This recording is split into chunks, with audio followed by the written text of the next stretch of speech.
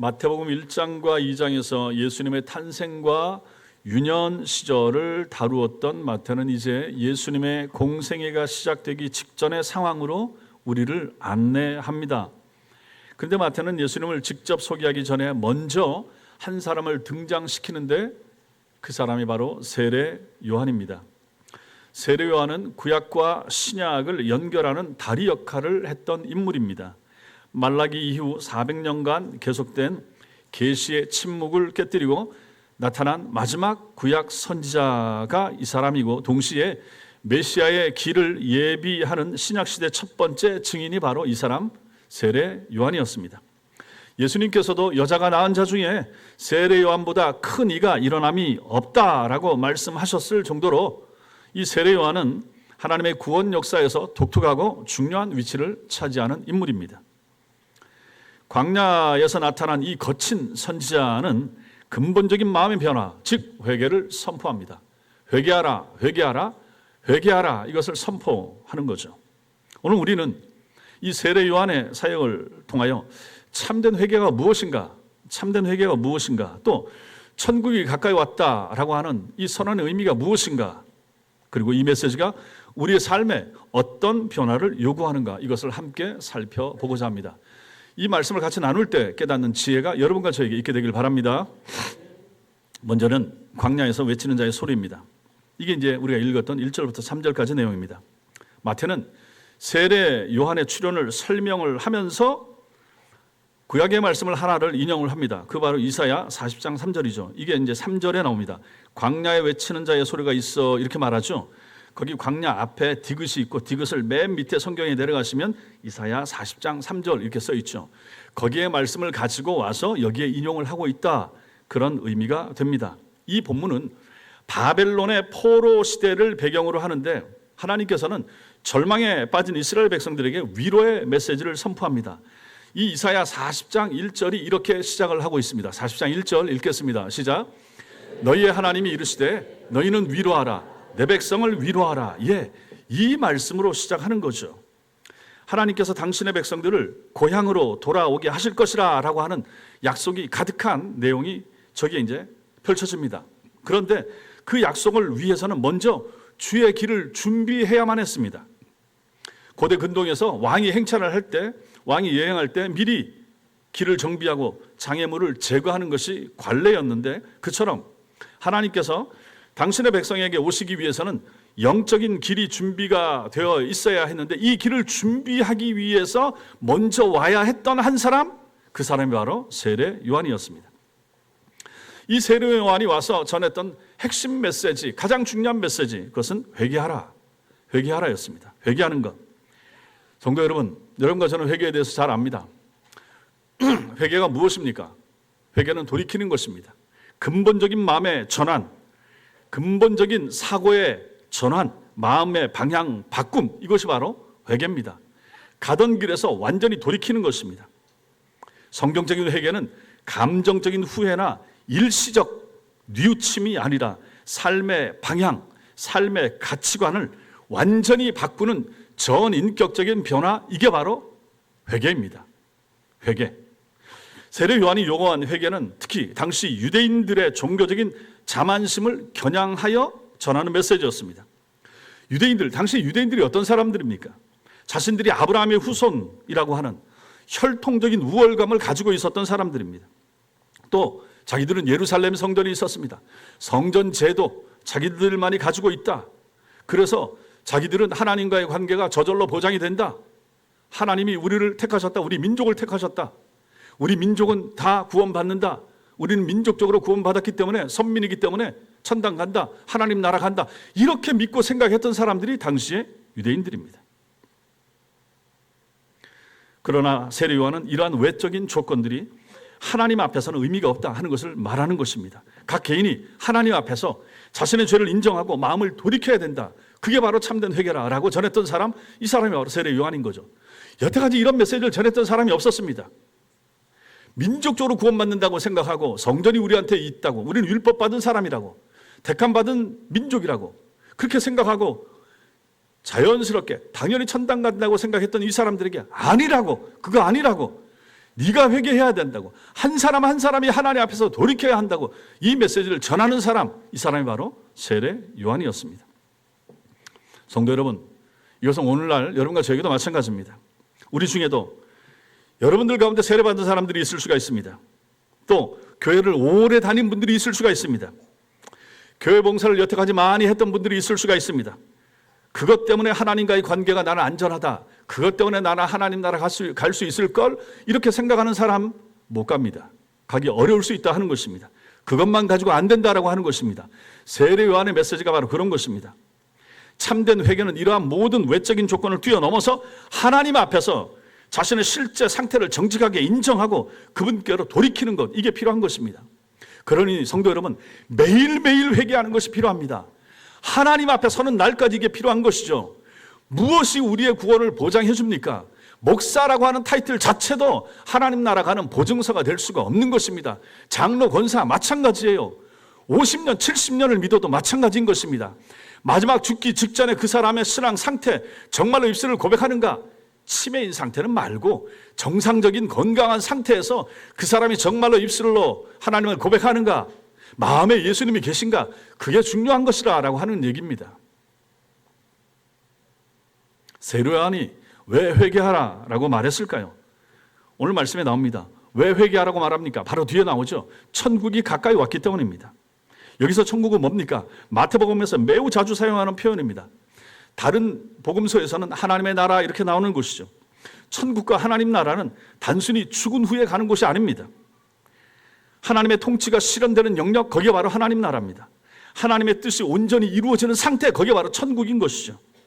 가까이 왔다라고 하는 것은 이미 실현되기 시작했다는 뜻입니다. 가까이 왔다, 천국의 주인이신 예수님이 오셨죠. 그 예수님이 복음 사역을 선포하기 시작했습니다. 정말로 하나님 나라 천국이 가까이 온 거죠. 그 시대 사람들에게 점점 더 가까이 왔던 것입니다. 즉 하나님 나라는 먼 미래의 일이 아니라 지금 여기서 시작되고 있는 현재적 실체라는 사실입니다. 이게 중요하죠. 천국은, 하나님 나라는 죽은 후에 가는 곳이 아닙니다. 지금 내 마음속에 천국이 이루어지지 않으면 죽은 후에도 갈 수가 없습니다. 지금 하나님 나라가 내 속에, 여러분 속에 실제하고 이루어져야만 그 사람이 신앙생활을 하다가 세상을 떠날 때 이 사람이 천국에 들어가게 되는 것입니다. 지금 엉망으로 살고 회개하지 않고 사는 사람이 하나님 나라, 지금 교적부에 이름이 올려 있다고 해서 나중에 하나님 나라 들어가는가? 심지어 교회에서 장례식을 집전했다고 해도 하나님 나라하고 전혀 상관없는 사람이 될 수도 있다는 것입니다. 당시에 유대인들은 메시아의 왕국, 즉 로마 통치에서 벗어나서 이스라엘이 스스로 세상을 다스리는 그런 나라를 꿈꿨습니다. 하지만 세례 요한이 선포한 천국은 이러한 눈에 보이는 정치적인 변화가 아니라 개인의 마음과 삶에서 시작되는 영적이고 도덕적인 변화를 의미하는 것이었습니다. 그러한 나라가, 그러한 천국이 당신 마음속에, 너 마음속에 이루어져야 됩니다 라고 선포했던 사람, 이 사람이 바로 세례 요한입니다. 이게 바로 회개하라, 천국이 가까이 왔다라고 선포한 그 의미가 되는 것이죠. 따라서 여러분과 저, 우리가 소망하는 하나님 나라도 먼 미래에나 경험될 수 있는 것이 아닙니다. 지금 여기서 우리의 삶을 통하여 실현되어야 하는 현실이 바로 하나님 나라입니다. 지금 내 마음속에, 지금 예배 드리는 여러분과 저의 마음속에 하나님 나라가 임하지 않으면 나중에 들어간다, 이 생각하지 마시라 하는 것입니다. 지금 예배 드리는 나, 지금 찬송 부르는 나, 지금 하나님의 사람들과 함께 교제하면서 살아가는 나, 내 마음속에 하나님 나라가 이루어지지 않으면 언제 이루어질 것인가 하는 것이죠. 우리가 하나님의 뜻에 순종하고 그분의 사랑을 실천할 때 하나님의 나라는 우리를 통해서 이 땅에 실현되는 것입니다. 그러니 성도 여러분, 내 마음이 하나님 나라입니다. 예수를 믿는 내 마음이 하나님 나라이고 우리 가족이 하나님 나라 공동체가 되는 것이죠. 나와 아내, 자녀들이 예수를 믿습니까? 거기가 하나님 나라인 거예요. 이어야 하는 거예요. 예수 믿는 내 마음이 지옥이면 어떡하겠습니까? 내 마음이 너무 힘들어요. 가족관계가 너무 불편해요. 너무 어려워요. 가정이 너무 버거워. 살고 싶지 않아. 그러면 이 가정이, 교회는 주일마다 가는데 이 가정은 뭐겠습니까? 지옥 아니겠습니까?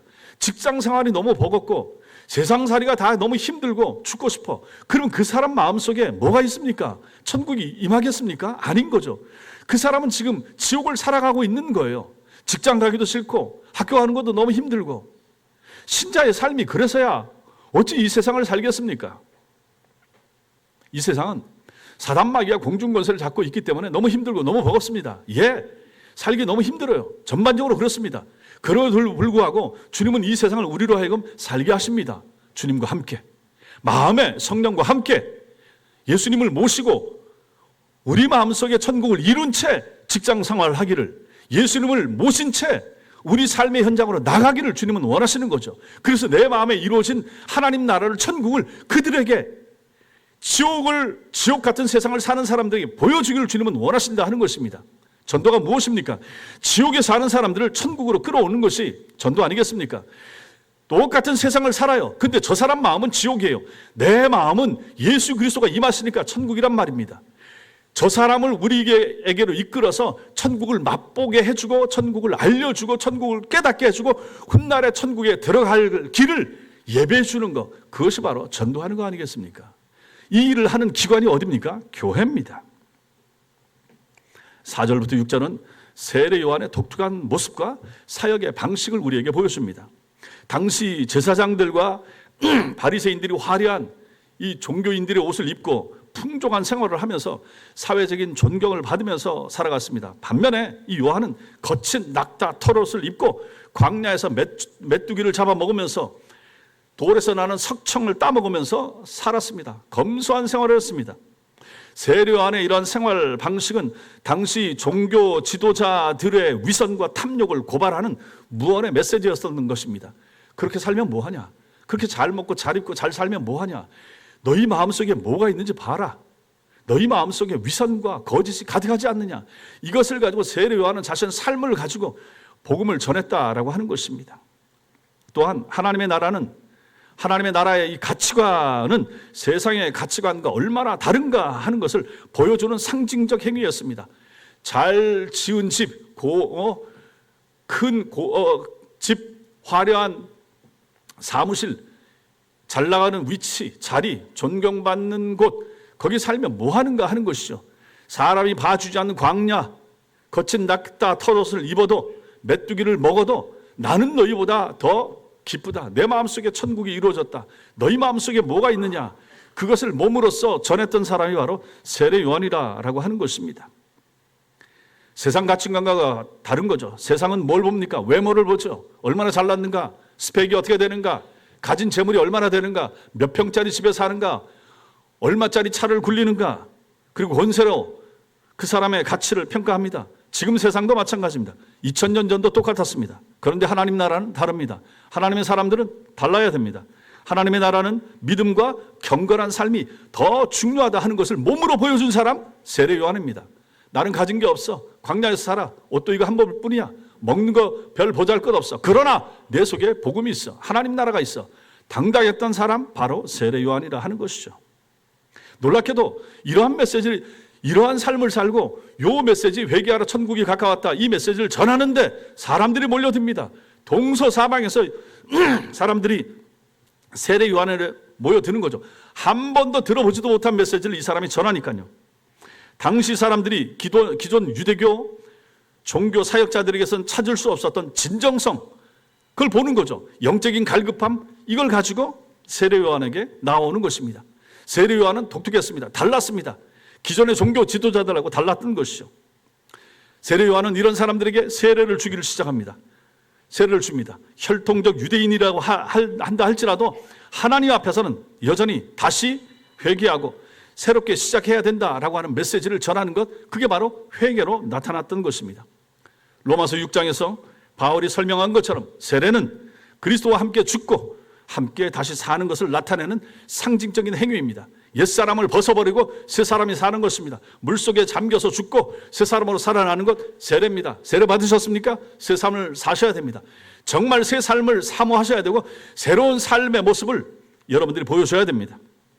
세례 요한의 세례는 비록 완전한 구원의 세례는 아니었지만 회개와 새로운 출발에 대한 진지한 의지를 표현하는 중요한 의식으로서의 세례였던 것입니다. 그 일을 세례 요한이 감당했던 것이죠. 두 번째, 참된 회개의 열매가 있습니다. 이게 이제 7절부터 10절까지 내용인데 7절부터 10절까지 같이 읽겠습니다. 7절부터 시작. 요한이 많은 바리새인들과 사두개인들이 세례 베푼 대로 오는 것을 보고 이르되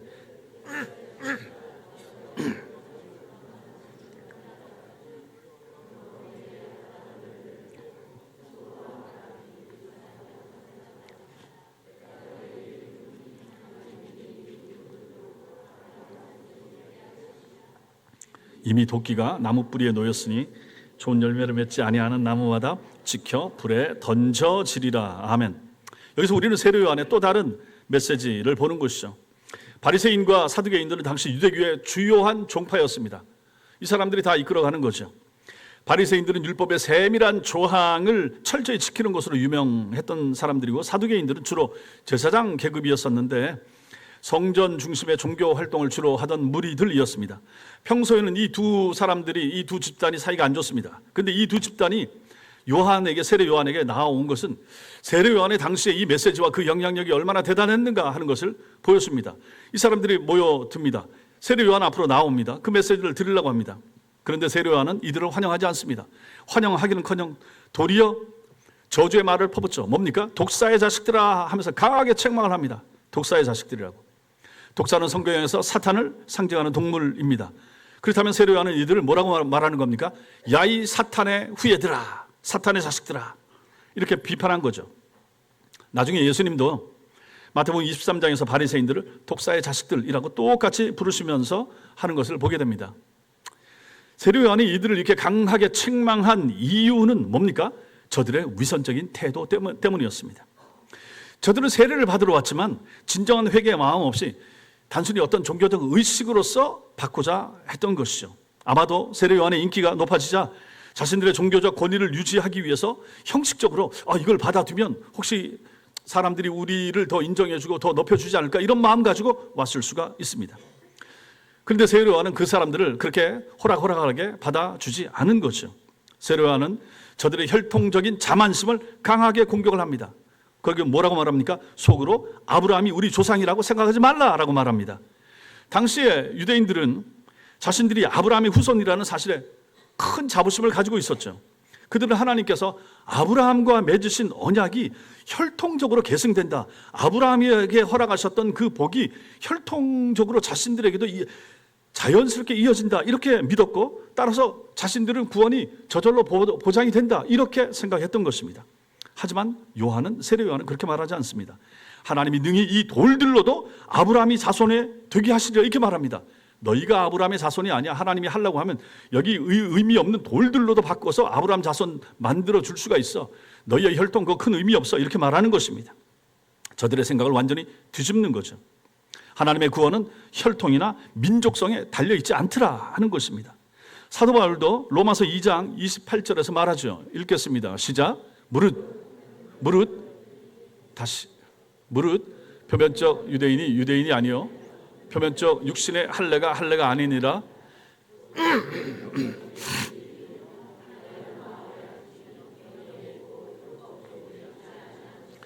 몸의 할례를 받은 거 그거 별로 중요한 게 아니라, 이렇게 말하는 것입니다. 마음의 할례를 받으라 하는 거죠. 오늘날 이 할례가 세례로 바뀐 거 아니겠습니까? 세례 받는 거죠. 물세례 받았다고 해서 우리가 크게 실제로 달라져야 되는데 달라지지 않을 수도 있습니다. 그게 중요한 게 아닙니다. 물세례 전에 불세례가 필요하고 성령 세례가 필요합니다. 사람이 바뀌어야죠. 바뀌어진 사람, 예수를 영접한 사람, 그것이 입으로 고백되고 마음으로 증명이 되고 사람들 앞에 나타내고자 하는 사람, 그 사람에게 교회가, 목사가 물세례를 주는 것입니다. 마음이 바뀌어야 되는 거죠. 바로 그런 얘기를 여기서도 하고 있다 하는 것입니다. 우리에게도, 여러분과 저에게도 이게 마찬가지입니다. 아까도 말씀드렸죠.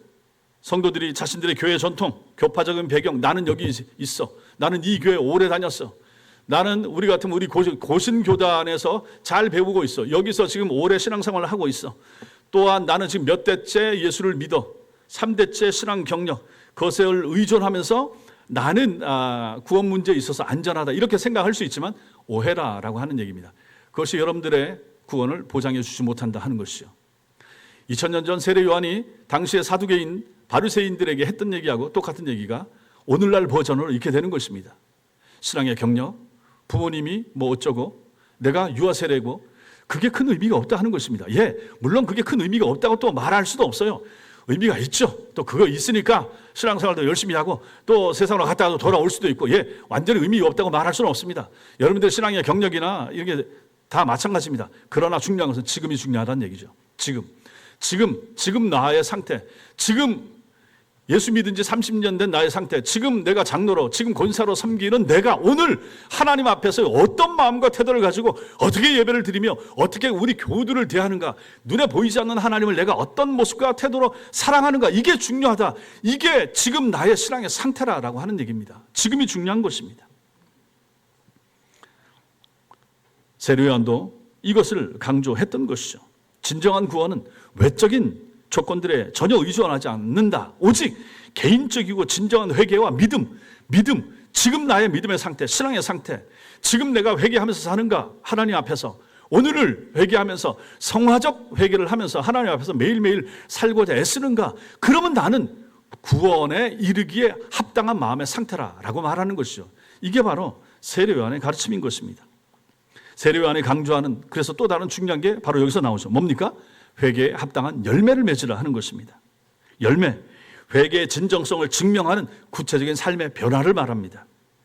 단순히 입으로 회개하는 것, 회개 고백하는 것으로 충분하지 않고 실제 행동으로 나타나라 하는 것이죠. 참된 회개는 반드시 삶의 변화로 이어져야 됩니다. 회개했다라고 말하는데도 불구하고 삶이 예전과 달라지지 않았다. 그럼 그 사람의 회개는 뭡니까? 그 회개를 의심해야 되는 거죠. 진정한 회개가 아닐 가능성이 높습니다. 세례요한은 이것을 나무와 열매의 비유로 설명을 합니다. 좋은 열매 맺지 아니하는 나무마다 좋은 열매 맺지 않는 나무가 있을 수가 있고, 그 나무는 어떻게 되는가? 찍혀 불에 던져지리라, 이렇게 말합니다. 나무는 열매로 평가받습니다. 아무리 잎이 무성하고 외관이 아름다워도 좋은 열매 맺지 못하면 쓸모없는 나무로 여겨져서 제거해버리고 맙니다. 뭐든지 마찬가지입니다. 우리 교회 옆에 포도를 심었습니다. 포도를 심은 지 몇 년 됐죠. 서창동에서 옮겨온 걸 써가지고 심었으니까 5년 됐죠. 그 중에 한 4-5뿌리를 심었는데 한두 뿌리는 죽은 것 같고 한 3뿌리 정도가 살아서 나와서 잎이 막 열릴 때 거기다가 이제 봉투도 씌워주고 해서 키웠습니다. 그리고 어제 우리 이장로님이 열매를 따왔습니다. 따서 먹었는데 뭐 그럭저럭 먹을만 한데 썩 마음에 흡족할 정도는 아니었습니다. 겉으로 보기에는 잎도 퍼렇고 까매지고 해서 야, 이거 맛이 괜찮지 않을까? 저 서창동에 있을 때 맛이 좋았거든요. 여기다가 갖다 심었는데 썩 맛이 괜찮지 않은 거예요. 겉으로 보기에는 좋았는데 또 기다려보는 거죠. 1년 더 걸음을 주면서 또 내년에 한번 기다려보는 거죠. 겉보기하고 다를 수가 있다. 여러분들이 수박을 산다든지 뭘 사도 마찬가지 아닙니까? 겉으로 보고 또 파는 사람이 이거 싱싱하고 좋다고 해서 사가지고 왔는데 집에 와서 갈라봤더니 영 아니어서, 특히 수박 같은 것은 맛이 없으면 그거 먹기도 얼마나 곤란해요. 수박 화채 외에는 쓸 데가 별로 없지 않습니까? 이게 다 열매로 나타나는 거죠. 우리의 삶도 마찬가지다. 성도의 열매, 신자의 열매, 직분자의 열매, 무엇인가 주님 앞에서 나타나는, 드러나는 열매가 있어야 된다. 그걸 누가 보시는가? 그 열매는 누가 보는가? 목사가 보는 게 아닙니다. 하나님이 보신다 하는 것이죠. 신앙인도 그의 행동과 삶의 열매로 평가받는다. 여기서 주의해야 할 점은 열매가 구원의 조건이 아니라 구원의 증거라는 점입니다. 우리가 착한 행실로 구원 얻는 것이 아니라 구원받은 자는 필연적으로 착한 행실을 하게 된다는 거죠. 그래서 성도 여러분, 성도는 착해야 됩니다.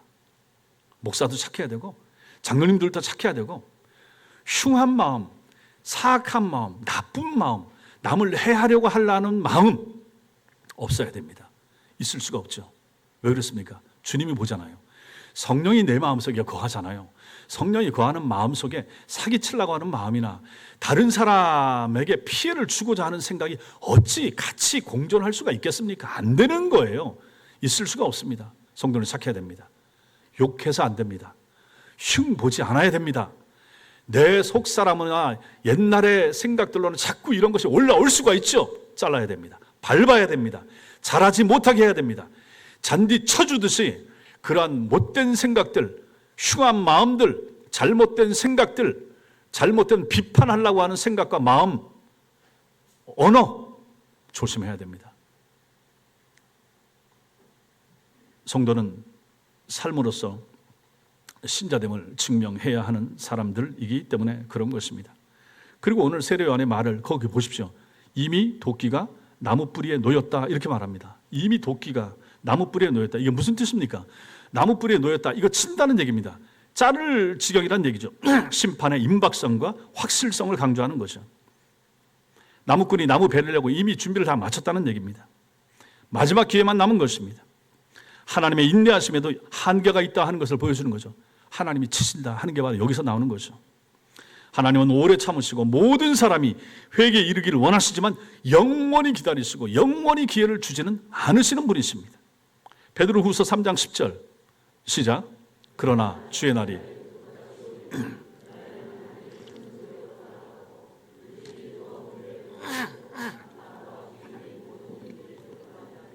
이건 심판의 날입니다. 이건 세계적인 심판의 날이겠지만 우리 개인의 종말도 마찬가지입니다.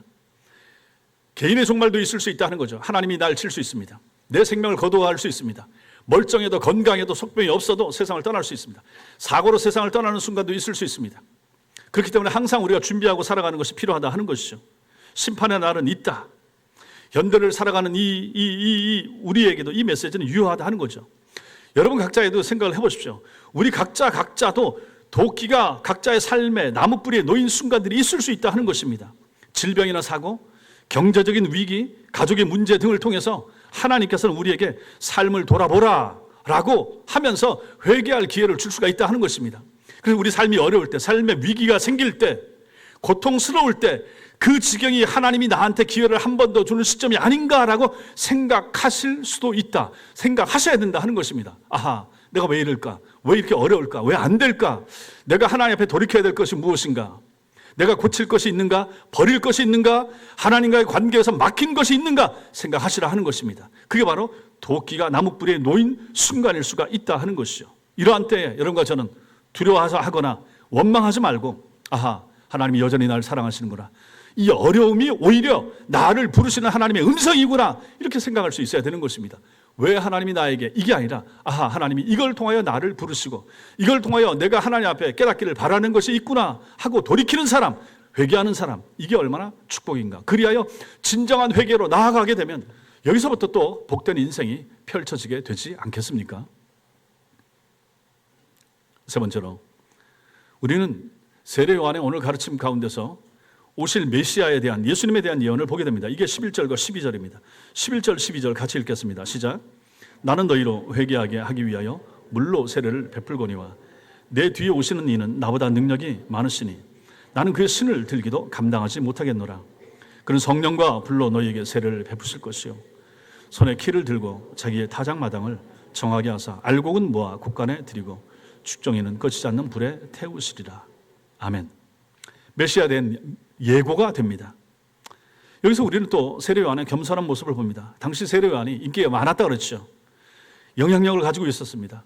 종교 지도자들까지 그 앞에 나와서 세례 받기 원할 정도였으니까요. 온 유대 땅의 사람들이 그에게 모여들었습니다. 어떤 사람들은 이 세례 요한이 성경에, 구약 성경에 약속하셨던 그 메시아가 아닌가 이런 생각을 할 정도였습니다. 하지만 세례 요한은 이러한 때에 자신의 인기에 도취되지 않고 자신의 한계를 분명히 인식하고 말합니다. 그는 자신이 단지 메시아의 길을 예비하는 전령에 불과하다 하는 것을 분명히 밝힙니다.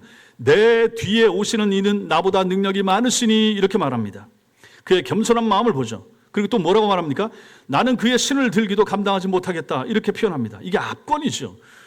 주인의 신발을 벗겨주고 들어주는 것은 당시에 가장 낮은 계층의 종이 했던 일입니다. 그런데 요한은 자신이 그 메시아의 가장 낮은 종이 되는 것도 감당할 수 없을 정도로 내 뒤에 오시는 분은 위대하고 놀라운 분입니다 라고 고백하고 있죠.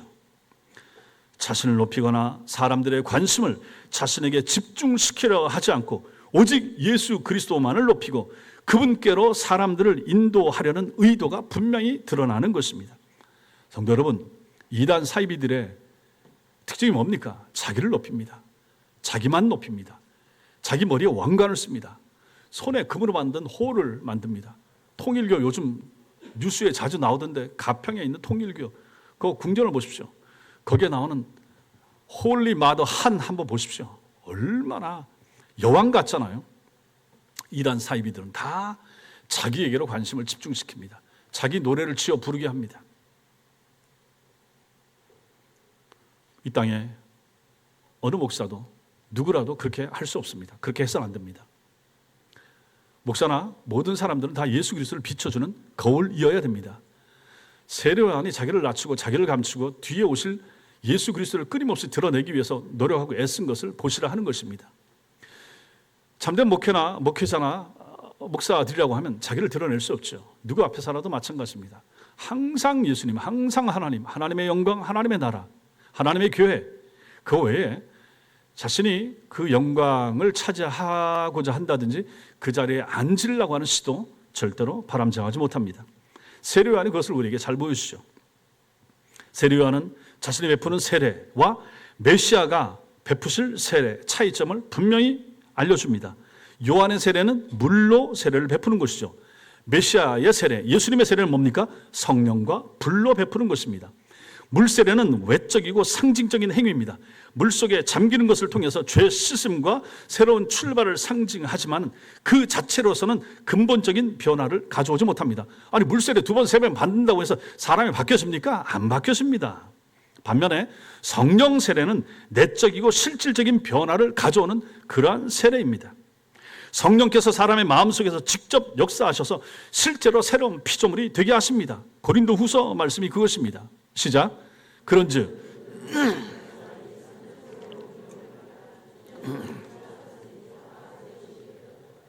새로운 피조물, 새것 누굽니까? 새로운 피조물이 누굴까요? 새로운 피조물이 누굽니까? 납니다 하겠습니다. 자, 접니다. 새로운 피조물이 여러분과 접니다. 새 것이 되었습니다. 누가 이렇게 했습니까? 성령께서 하셨습니다. 성령께서 우리 속에 들어와서 여러분과 이 중에 앉아 계신 분이 회심한 사람, 성령 받은 사람은 이렇게 된 사람입니다. 새롭게 된 사람들이라고 하는 것이죠. 이게 바로 성령 세례의 결과입니다. 성령 세례 받은 사람에게 물세례를 준다 하는 것이죠. 이것은 단순한 결심이나 의지의 변화가 아니라 성령의 능력으로 인한 존재가 변화된 것입니다. 모양이 바뀌어진 게 아니에요. 사람은 똑같아요. 먹는 것도 똑같아요. 자는 것도 똑같아요. 속이 바뀌어졌습니다. 보이지 않아요. 엑스레이 찍어도 드러나지 않아요. 영혼이 새로워진 거예요. 영혼의 새로움이 필요한 거예요. 이게 중요한 거예요. 이게 바로 인격적으로 예수를 만난다라고 하는 말이 바로 여기에 해당되는 거예요. 우리 중에 인격적으로 아직 만나지 못한 사람들이 있습니다. 그분들에게 이런 말씀이 들어가야 되는 거예요. 아하, 내게 필요한 것이 무엇인가? 성령 세례가 필요하구나. 성령이 필요하구나. 오늘 말씀 중에 가장 중요한 부분이 여기입니다. 성령이 필요하다. 내 아들에게, 내 딸에게, 내 남편에게 성령이 필요하다. 성령이 들어가셔야 되겠구나. 그래야 새 사람이 되는구나. 그래야 새로운 피조물이 되는구나. 믿으시기 바랍니다.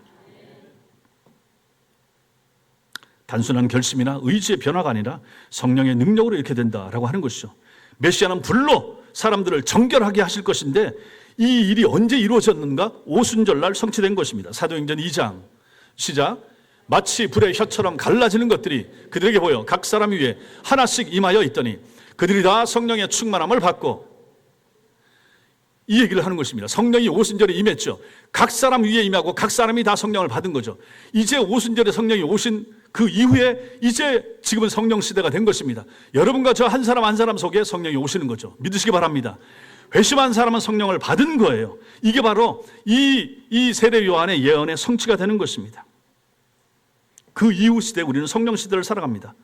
이렇게 세례 요한은 메시아의 사역을 예언하고 전한 그 사람인데, 그리고 나서 오늘 마지막에 또 뭐를 말하고 있습니까? 메시아 사역을 가지고 농부가 타작하는 것에 비유를 하고 있습니다. 무서운 말씀이 나옵니다. 손에 키를 들고 자기의 타작마당을 정하게 하사 알곡은 모아 곡간에 들이고 쭉정이는 꺼지지 않는 불에 태우신다. 키, 타작한 곡물을 예전에 제가 그림으로도 보여드렸죠. 타작한 곡물을 공중에 날려서 바람에 날려서 무거운 알곡과 가벼운 쭉정이를 분리시키는 도구가 키입니다. 키. 타작마당에서 마지막 날 가을에 추수할 때, 가을 거지할 때 분리시키는 거죠. 이것은 메시아가 오셔서 참된 신앙인과 거짓 신앙인들을 구별하실 것을 상징하는 말씀이 바로 이 말씀입니다. 이 비유는 심판의 두 가지 결과를 우리에게 보여줍니다. 알곡은 곡간에 들여간다. 쭉정이는 꺼지지 않는 불에 태워진다. 알곡은 무엇인가? 구원받을 성도들을, 쭉정이는 무엇인가? 멸망받을 사람들을 상징합니다. 여기서 중요한 것은 겉으로는 알곡과 쭉정이가 구별되지 않는다는 것입니다. 그러니까 대박에 담든지 키에 담든지 담아놓으면 이게 벽시가, 저도 이걸 시골에서 해봤거든요. 구별이 안 되는 거예요. 알곡하고 쭉정이하고 똑같이 생겼어요. 비슷해요. 그런데 알이 차 있는 거하고 알이 빈 거하고 이 차이가 나는 거죠. 이거는 공중에 휙 뿌려보면, 바람 부는 곳에 나가서 휙 뿌리면 가벼운 건 다 날려가는 거죠. 무거운 알곡은 안쪽으로 걷어들이는 거죠. 이것만 알곡이 되는 거예요. 키질하고 키질하면 그냥 자연이 들어오더라고요. 할머니 하시는 거 봤고, 키빗질을 하면은 껍질은 다 바깥으로 날아갑니다. 알곡만 안으로 들어오는 거죠. 요거 모아가지고 창고에 들이고 겨울에 먹고 내년에 봄에 뿌리고 하는 거죠. 나머지는 다 필요 없는 거, 모아도 불에 태우든지 뭐 거름으로 쓰든지 해버립니다. 그걸 얘기하는 거죠. 겉보기에는 알곡과 쭉정이가 구별되지 않습니다. 타작하기 전까지는 모두 한 덩어리로 뒤섞여 있습니다. 마찬가지로 교회가 그렇습니다. 교회 안에도 참된 신자와 거짓 신자가 섞여 있을 수 있습니다. 우리는 모릅니다. 알 필요도 없죠. 하지만 메시아가 오실 때는 모든 것이 명백하게 드러날 것입니다. 또 성도들이 세상을 떠날 때도 마찬가지입니다. 저는 제가 장례를 집례하면서도 이분이 정말 하나님 나라 갔다 확신 없이 장례 집례할 때도 있습니다. 할 수 없죠. 유족들을 두고 하는 거니까요. 그러나 천당과 같이 확실한 그 경우에 장례를 집례하는 것은 목사에게 기쁨이 됩니다. 어렵고 힘들고 노년에 병으로 고생하다 가셨어도 이분은 천당 갔다 분명한 확신 가운데 들면 장례식을 인도하는데 힘이 납니다. 메시지를 전하는 것도 그렇고. 그러나 불확실한 사람을 장례식을 치르면서는 마음이 답답하죠. 남겨진 이제 유족들만이라도 복음을 제대로 받아들이고 신앙생활을 잘 하시기를 바라는 마음 가지고 장례를 집례합니다. 성도 여러분, 교회 안에 참된 신자와 거짓 신자가 섞여 있습니다. 여러분 누구십니까? 여러분 정체성은 무엇입니까? 내 영혼은 어떤가 돌아보십시오. 나는 참된 신자인가 거짓 신자인가 생각해 보십시오. 나는 구원받았는가? 나는 회심했는가? 내 속에 성령이 있는가? 나는 정말 예수가 믿어지는가? 나는 정말 오늘 밤 세상을 떠나도 하나님 나라 갈 수가 있을 것인가 생각하시라 하는 것입니다. 꺼지지 않는 불이 나옵니다. 이게 뭡니까? 영원한 형벌을 말하는 거죠. 형벌의 장소가 있습니다. 지옥이 있어요. 오늘날 신학자들 가운데 하나님의 사랑과 긍휼을 강조하기 때문에 지옥은 없어요 이렇게 얘기하는 사람이 있습니다. 영혼은, 그런 불신자들은 영혼은 없어집니다 이렇게 가르치는 사람들이 있습니다. 그러나 이런 말은, 이러한 성경을 보면 아닙니다. 꺼지지 않는 불이 있다 하는 것이죠. 분명히 이런 꺼지지 않는 불, 지옥이 있다는 것이죠. 지옥의 심판과 지옥이 분명히 실제한다는 것을 알려주는 말씀이 바로 이 말씀이 됩니다. 마태복음 25장 46절 읽겠습니다. 시작. 그들은 영벌에, 의인들은 영생에 들어가리라. 여러분과 제가 의인일 수 있길 바랍니다. 영생에 들어가시길 바랍니다. 악인들은 영벌에 들어갑니다. 쭉정이는 영벌에 들어가는 거죠. 지옥에 들어가는 거죠. 하지만 이것이 두려움이나 절망의 메시지는 아닙니다. 오히려 시간이 있습니다. 지금 시간이 있습니다. 회개하고 돌아오라 하는 것이 하나님의 은혜의 초청인 거죠. 여러분들 가운데 회심하지 못한 분들이 있을 수 있습니다. 예, 회개하십시오. 주님이 기다리십니다. 돌아오십시오. 이러한 설교가 들릴 때, 목사의 설교가 귀에 들릴 때 돌아오라는 것입니다. 다음 주에도 또 들릴 수가 있죠. 그러나 지금 오늘 들으셔야 됩니다. 다음 주는 내 시간이 아니기 때문입니다. 하나님은 아무도 멸망하기를 원하지 않으시고 오직 모든 사람이 회개에 이르기를 원하신다 하는 사실을 믿으시기 바랍니다. 사랑하는 성도 여러분, 오늘 우리는 세례 요한의 사역을 통해서 회개와 천국에 대한 중요한 메시지를 들었습니다. 2000년 전 유대 광야에서 울려 퍼진 이 메시지는 오늘날 우리에게도 여전히 유효합니다. 세례 요한의 회개하라 천국이 가까웠다라고 하는 이 선은 모든 시대, 모든 사람에게 주어지는 하나님의 부르심입니다. 하나님의 나라는 지금도 우리에게 가까이 와 있습니다. 하나님은 여러분과 제가 회개하기를 기다리십니다.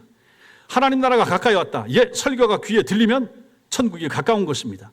좋은 교회 출입하고 있으면 천국이 가까운 것입니다. 믿으시기 바랍니다. 오늘날 많은 교인들이 교회를 다닌다는 것, 선한 행실을 많이 했다는 것, 도덕적으로 잘 행동하고 있다는 것을 구원의 근거로 생각하지만 아닙니다. 세례 요한의 메시지는 이 모든 것을 뛰어넘어서 우리 마음에, 각자 마음의 깊은 곳을 돌아보라 라고 말해줍니다. 오늘 본문이 가르치는 진정한 회개의 특징이 무엇입니까? 먼저는 진정한 회개는 근본적 마음의 변화라고 하는 것입니다. 마음이 바뀌어야 됩니다. 단순한 감정적인 반응이 아니라 삶의 방향과 가치관을 바꾸는 것입니다. 하나님께로, 성경을 향하여, 천국을 향하여. 둘째는 진정한 회개는 모든 외적인 조건을 뛰어넘습니다. 혈통, 전통, 종교적 배경, 사회적 지위, 내가 다니는 교회, 여기에 달려있지 않다는 것입니다. 하나님 앞에서 모든 사람은 동등하게 회개가 필요한 죄인이고 동등하게 하나님의 은혜를 필요로 하는 존재들입니다. 또한 세 번째, 진정한 회개는 반드시 삶의 열매로 드러난다 하는 것입니다. 회개에 합당한 열매를 맺는 것은 선택사항이 아니라 필연적인 결과입니다. 내가 지금까지 신앙생활을 하면서 맺었던 열매는 무엇인가 돌아보십시오.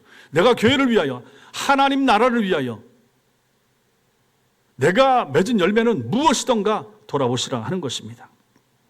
네 번째, 진정한 회개는 긴급성을 동반합니다. 이미 도끼가 나무 뿌리에 놓였다는 것입니다. 이러한 세례 요한의 경고처럼 회개는 미룰 수 없습니다. 오늘 하셔야 됩니다. 오늘 목사의 설교를 듣고 오늘 회개하시라, 오늘 돌이키시라, 오늘 예수를 영접하시라 하는 것입니다. 언제까지 하는 기회의 문이 열려있지 않습니다.